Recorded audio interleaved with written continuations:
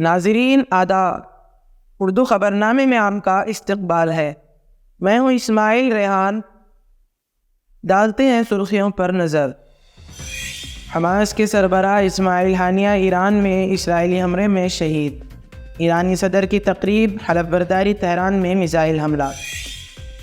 اسماعیل ہانیہ کی موت رائے گاہ نہیں جائے گی، بدلہ لینے حماس کا اعلان۔ اسرائیل نے تمام سرخ لکیروں کو عبور کر لیا۔ اتر پردیش میں انسداد تبدیلی میں مذہب قانون میں ترمیم، قصورواروں کو عمر قید تک کی سزا ہو سکتی ہے۔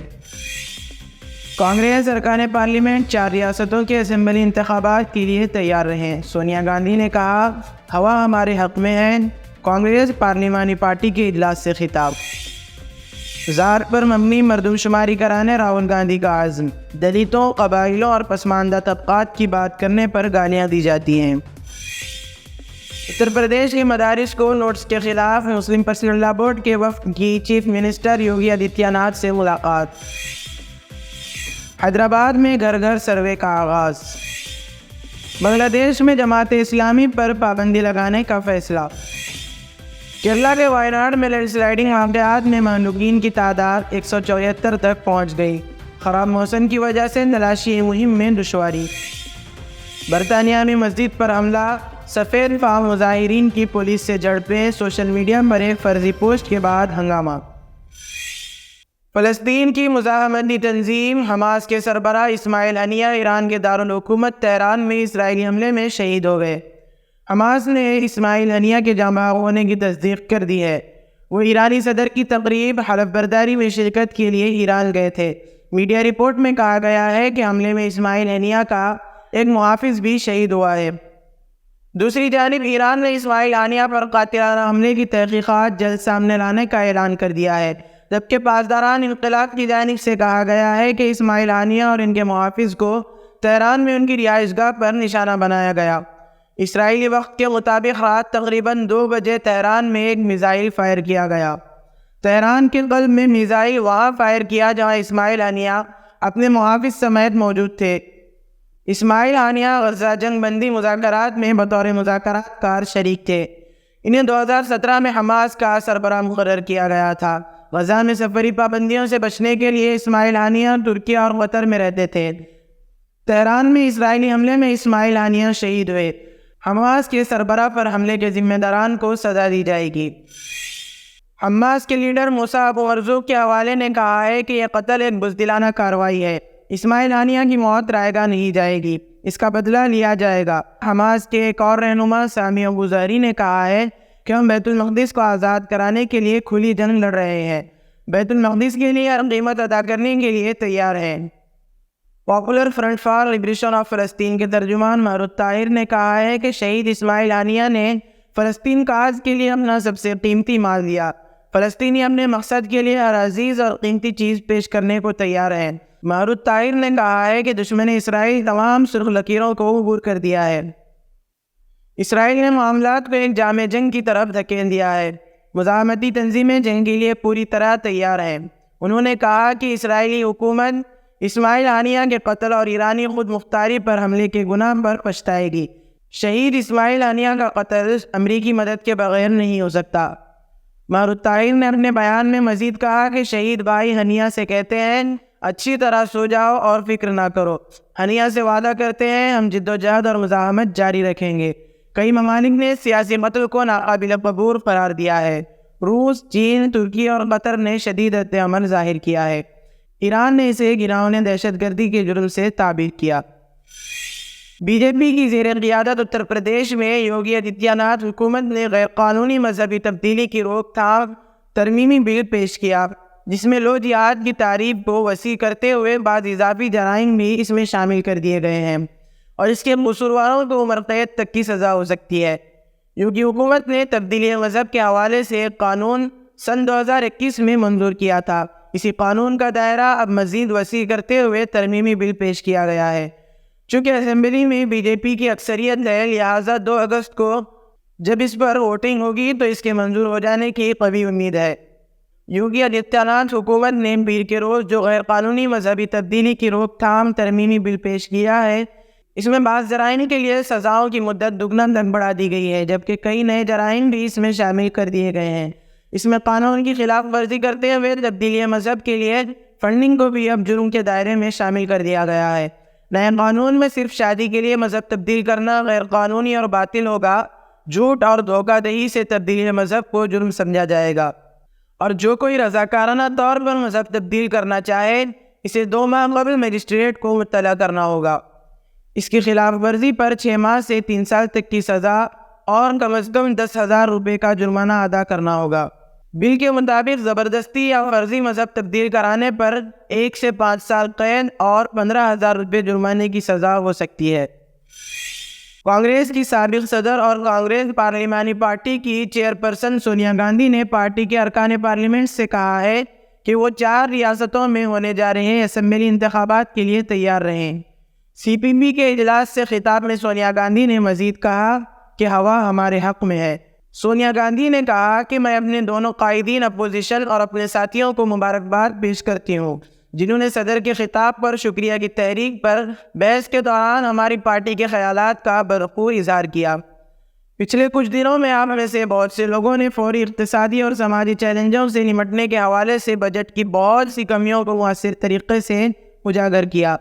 کانگریس لیڈر نے کہا کہ کسانوں اور خاص کر نوجوانوں کے سلگتے ہوئے مطالبات کو پوری طرح نظر انداز کر دیا گیا ہے۔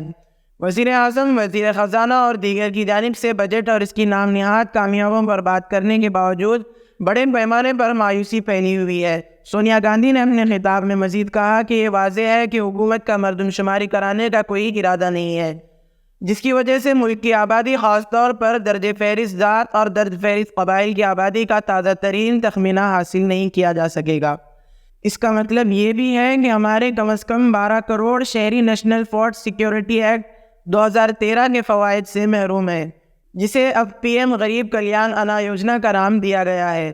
سونیا گاندھی نے مزید کہا، ہمیں امید تھی کہ مودی حکومت لوک سبھا انتخابات کے نتائج سے سبق سیکھے گی، اس کے بجائے وہ برادریوں کو تقسیم کرنے اور خوف اور دشمنی کی فضا پھیلانے کی اپنی پالیسی جاری رکھے ہوئے ہیں۔ خوش قسمتی سے سپریم کورٹ نے صحیح وقت پر مداخلت کی، لیکن یہ صرف ایک عارضی ریلیف ہو سکتا ہے۔ دیکھیے کس طرح بیوروکریسی کو RSS کی سرگرمیوں میں حصہ لینے کی اجازت دینے کے لیے اصولوں کو اچانک تبدیل کر لیا گیا ہے۔ یہ خود کو ایک ثقافتی تنظیم کہتی ہے، لیکن پوری دنیا جانتی ہے کہ یہ BJP کی سیاسی اور نظریاتی بنیاد ہے۔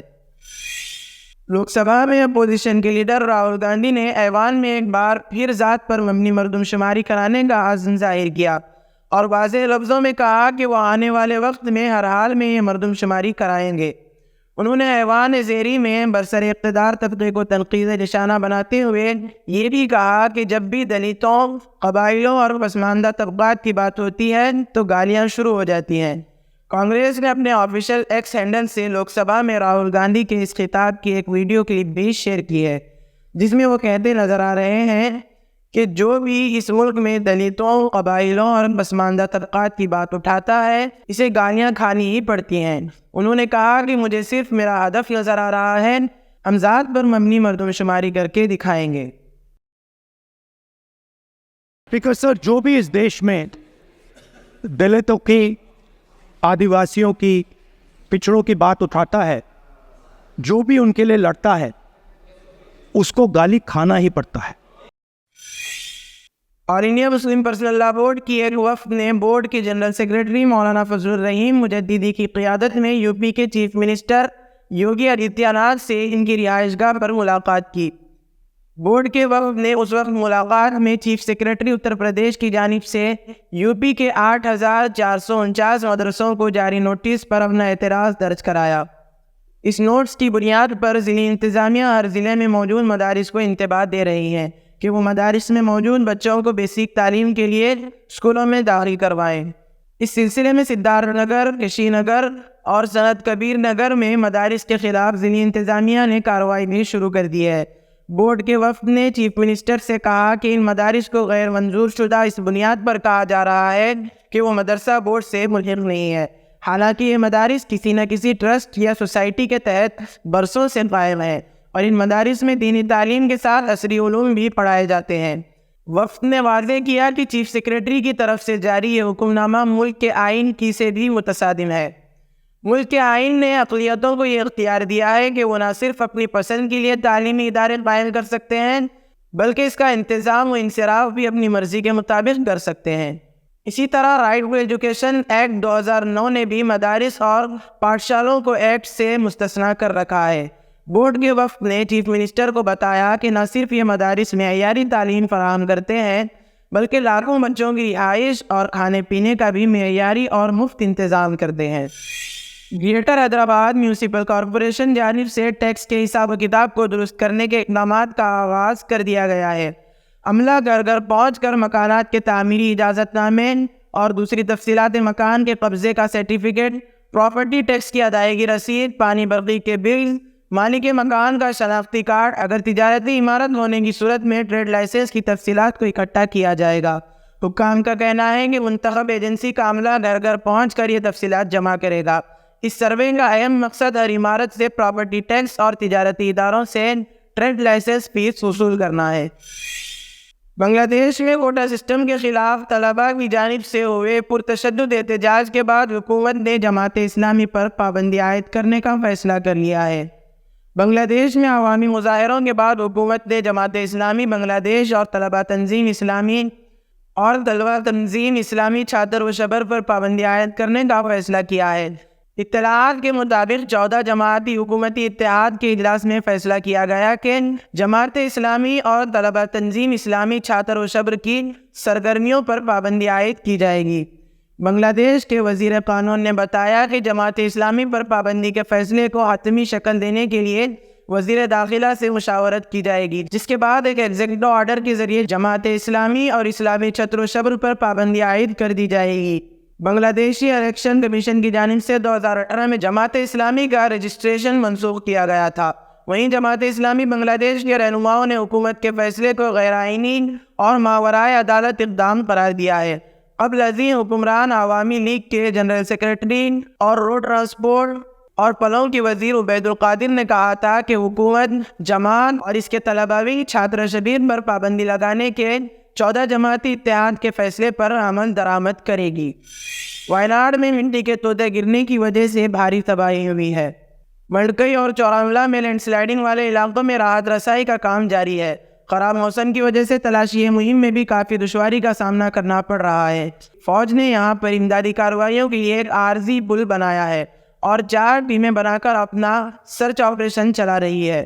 وائناڈ میں ہوئے اس بھیانک لینڈ سلائیڈنگ میں ابھی تک 174 افراد ہلاک ہو چکے ہیں اور کہا جا رہا ہے کہ تلاشی مہم کو مزید مؤثر بنانے کے لیے مزید فوجوں کو طلب کیا گیا ہے تاکہ اس میں مزید تیزی لائی جا سکے۔ فی الحال اس وقت 150 فوجی موجود ہیں۔ مٹی کے ٹوٹے کھسکنے کے مختلف واقعات میں مرنے والوں کی تعداد میں مزید اضافہ ہوتا جا رہا ہے۔ اس میں کئی لوگ زخمی بھی ہوئے ہیں جن کا علاج چل رہا ہے اور مرنے والوں کا پوسٹ مارٹم کیا جا رہا ہے۔ ابھی تک تقریباً 200 لوگ لاپتہ ہیں جن کی تلاش بھی جاری ہے۔ برطانیہ کے جنوب مشرقی ساحل پر لورپول کے نزدیک نیو ساؤتھ پورٹ میں اسکول کے طلباء پر حملے کے بعد ہنگامے پھوٹ پڑے ہیں۔ پولیس اور سفید فام انتہا پسندوں کے درمیان ایک مسجد کے باہر جھڑپیں ہوئی ہیں جن میں کئی افراد زخمی ہوئے۔ مظاہرین نے توڑ پھوڑ کی اور مسجد کے باہر پولیس کی گاڑی کو بھی نظر آتش کر دیا۔ سفید فام انتہا پسندوں کی متعدد تنظیموں کی کال پر مظاہرے ہوئے ہیں۔ مظاہرین کو مسجد کی طرف پیش قدمی سے روکنے کی کوشش میں تصادم ہوا۔ مظاہرین نے پولیس اور مسجد پر پتھراؤ کیا۔ صورتحال بگڑنے پر مقامی پولیس نے بلوائیوں پر قابو پانے کے لیے مختص خصوصی دستوں کو طلب کیا۔ برطانیہ کے وزیر اعظم کیر اسٹارمر نے کہا کہ نیو ساؤتھ پورٹ میں 3 طلباء کی ہلاکت پر کچھ لوگ پرامن مظاہرہ کر رہے تھے۔ اس مظاہرے کو چند انتہا پسندوں نے ہائی جیک کر لیا جس کے نتیجے میں صورتحال خراب ہوئی۔ برطانوی وزیر اعظم نے خبردار کیا کہ کسی کو بھی احتجاج کے نام پر قانون ہاتھ میں لینے کی اجازت نہیں دی جائے گی اور جو لوگ امن عامہ میں خلل ڈالیں گے ان سے انتہائی سختی کے ساتھ نپٹا جائے گا۔ یاد رہے کہ 2 دن قبل ساؤتھ پورٹ کے ایک اسکول میں ڈانس کی ورکشاپ کے دوران ایک شخص نے چاقو سے حملہ کر کے 10 افراد کو زخمی کر دیا تھا۔ ان میں سے 3 طالبات ہلاک ہو چکی ہیں۔ سوشل میڈیا پر ایک جعلی پوسٹ گردش کرتی رہی ہے کہ یہ حملہ شام سے تعلق رکھنے والے ایک پناہ گزین نے کیا تھا۔ اس فیک پوسٹ سے اشتعال پھیل گیا اور دائیں بازو کے انتہا پسند سفید فام باشندوں نے احتجاج کا اعلان کرنے کے بعد ہنگامہ آرائی شروع کر دی تھی۔ اسی کے ساتھ آج کی خبروں کا اختتام ہوتا ہے۔ پھر کل ہوگی ملاقات نئی خبروں کے ساتھ۔ دیجیے اجازت، اللہ حافظ۔